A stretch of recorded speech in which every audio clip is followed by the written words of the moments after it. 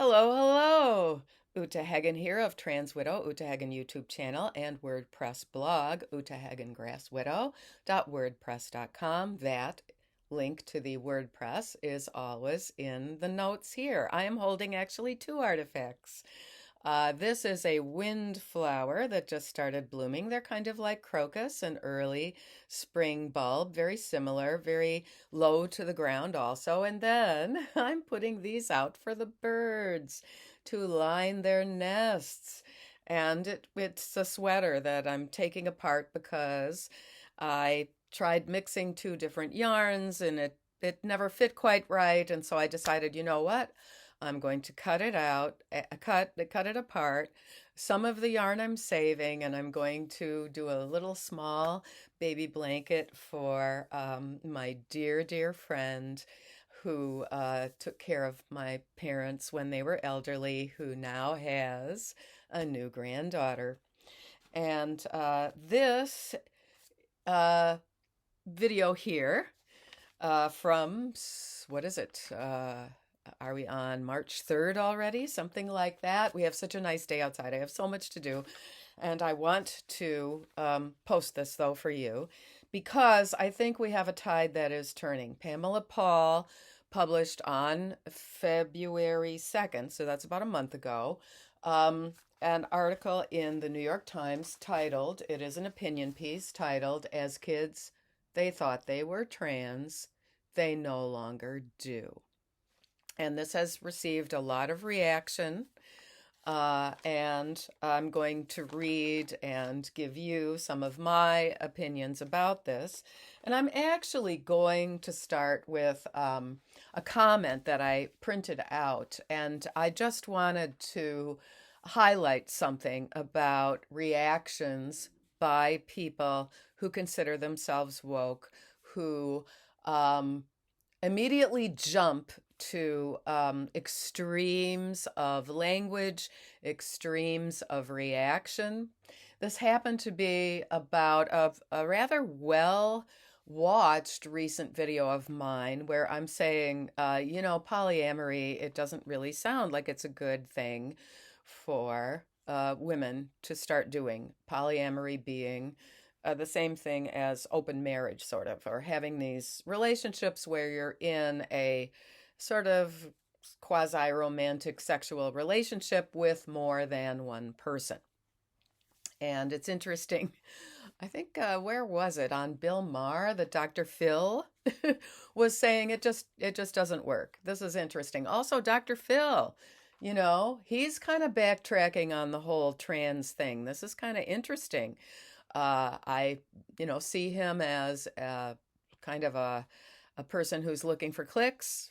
His show was kind of like thoroughly clickbait, along with Oprah Winfrey and all this, but he is a trained PhD psychologist, so he's now kind of talking about, okay, wait a minute, this whole trans stuff and kids and so-called gender affirmative care was based on really flimsy, studies, such as the Dutch study that I just have dissected several times in recent videos here at Trans Widow Uta Hagen channel. This for me is interesting because both Oprah and Dr. Phil used to have shows where they'd have these families on where the dude, the father, was a nettie, and he appeared ridiculously all dressed up and cross-dressing. And the wife is, looking like she's about to break down and have a nervous breakdown on national TV, except for probably all the sedating drugs they gave her. And we're pretending that the children aren't traumatized and stuff like that. So I regard this as significant. I regard it as some kind of change in tone and something happening where the wheels are starting to turn back in the other direction. And let's see, we aren't as afraid of getting canceled. Of course, someone like Dr. Phil is not afraid of getting canceled. He's got a huge following and all that stuff, but We have seen major people get canceled for merely saying, yes, I really believe there are only two sexes and dress how you want, etc. So now, just to go back to a comment which I deleted, because if it's a ridiculous comment, I deleted. This one was in response to my polyamory critique. And so this Aaron Mackey person says, no one is hateful. And see, this is this jump. Like, I wasn't being hateful. I'm being an older woman with a certain amount of experience, various relationships that I've, thought were going to be the rest of my life. And then it turned out that it really wasn't, but I was never polyamorous. I never had an open marriage. I never dated more than one guy at a time. I found that kind of idea to be disconcerting and confusing. I would just try to get as much information about this person as possible in the first few meetings. Such as, did you ever smoke cigarettes? What kind of, how much do you drink? So I just, oh, yeah, that can put off some people. I got told I was, on my high horse and judgmental and stuff. And I sort of feel like, okay, I'm glad you gave me that reaction. Like, after introducing yourself, perfect. Now I know you're not on the A list. So, okay. Yeah. Okay. It's kind of funny in this comment, it's like they say no one is hateful, but then they say, well, it shouldn't be like this and it shouldn't be like that. And so the comment kind of proves my point that open marriage, polyamory doesn't make sense. It's probably not healthy for at least one of the people, because people do this, I believe, because they're insecure. Okay, getting back to the Pamela Paul op-ed piece in the New York Times at the beginning of February. I have now some comments from Joseph Figliolia from City Journal. And a lot of us are noticing that this opinion piece not only has traction, I think it has track shoes. I think it has taken off and it is running. And a lot of parents of teenagers breathed a sigh of relief when they saw this in the New York Times. There was a detransitioner, Casey Emmerich, profiled in this, profiled by Pamela Paul, and she didn't bring up the fact when she started identifying as male that she had been sexually abused by a caregiver. She had, unfortunately, a mastectomy and permanent damage, meaning to her vocal cords and internal organs, by the high doses of testosterone, which she was on for maybe it was 5 years. Figliolia makes the comment, some readers interpreted Pamela Paul's stories as tragic, one-off failures of oversight. That is because they are presuming that there's this very, very detailed and layered diagnostic process, which I know from 30 years ago, there is not regarding trans identification. But those who have studied the so-called gender-affirming care know that these cases of apparent incompetence reflect built-in features of the treatment model being the affirmative model. Gender medicine failures result not from a few bad apples, but from its ideological foundations, which are very, very closely, this is my comment now, very, very closely related to a profit model. surgeons want to do those same specialty surgeries over and over again because then they will be an expert. I went to an expert who only does cataract surgeries for that. And therefore, the business model of sex mutilation surgeries, sex trait modification surgeries, if you want to be kinder, that also requires those surgeons to just go ahead because they got that letter. I mean, the difference is that the surgeon who did my cataract surgery also was involved in my emotional process, the fact that I was going blind in my right eye. He examined my eyes again and again. You can just see how different other medicine is from so-called gender medicine. Proponents of changing sex, so-called, regard it as innate, natural, and healthy. They put it in very, very fine print, the fact that these wrong sex hormones can cause pulmonary embolism and kidney and liver failure, and so on and so on. The Finnish psychiatrist wrote in 2018, this is already 6 years ago.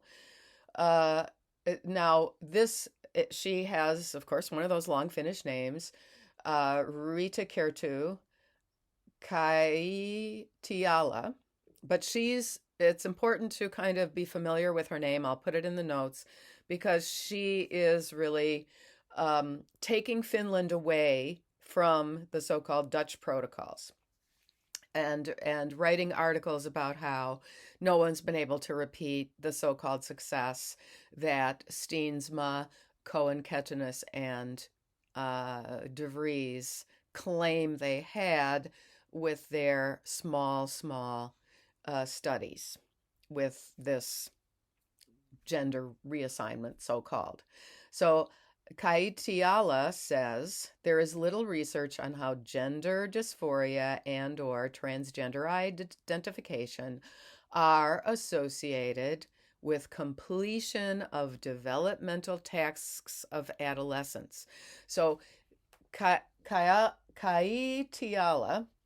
is a psychiatrist specializing in treatment of adolescents.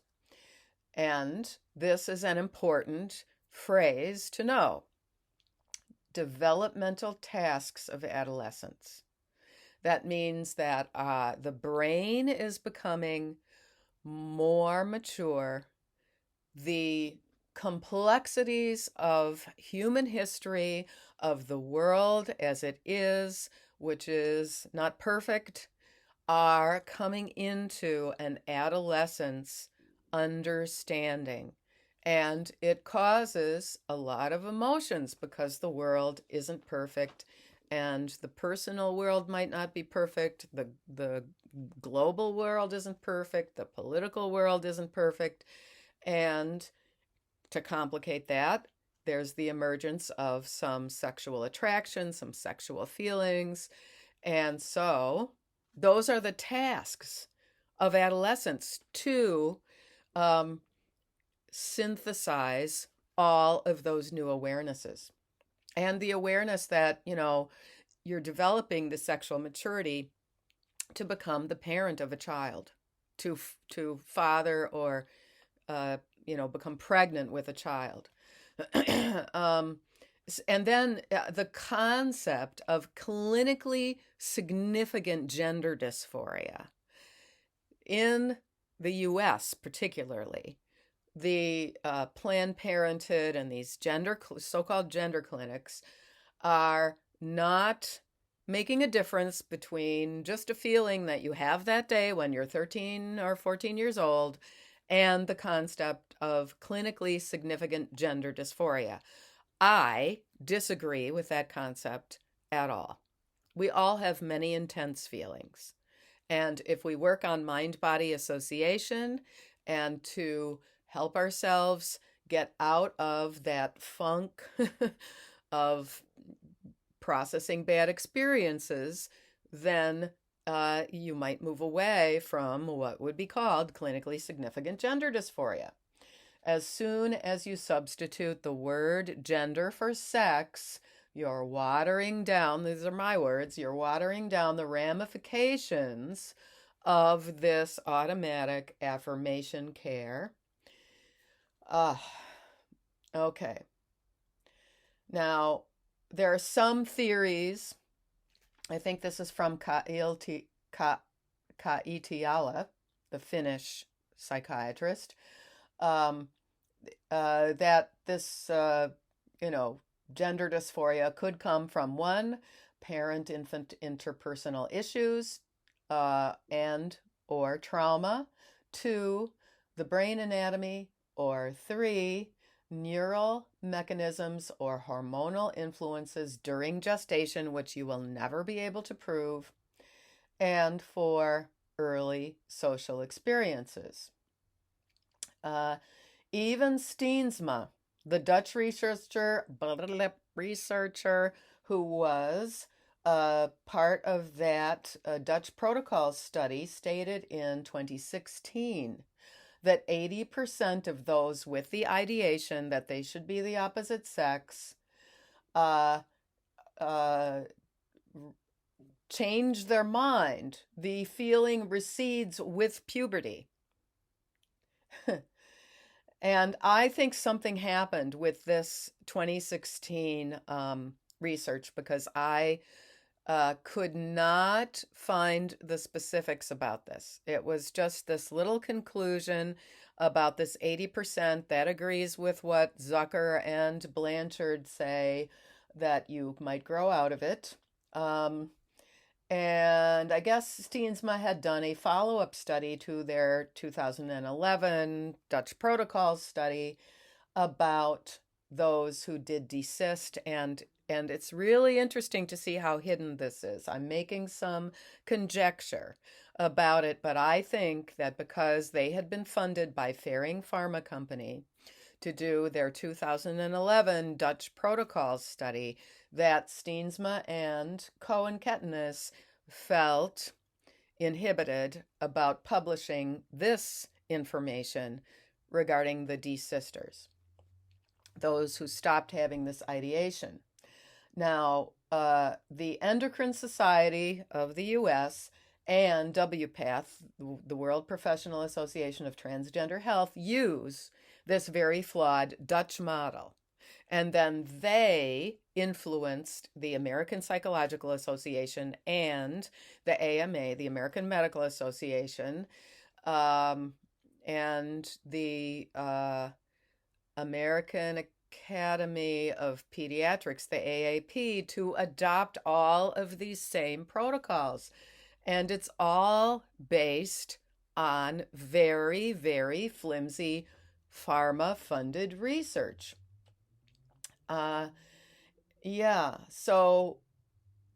Okay.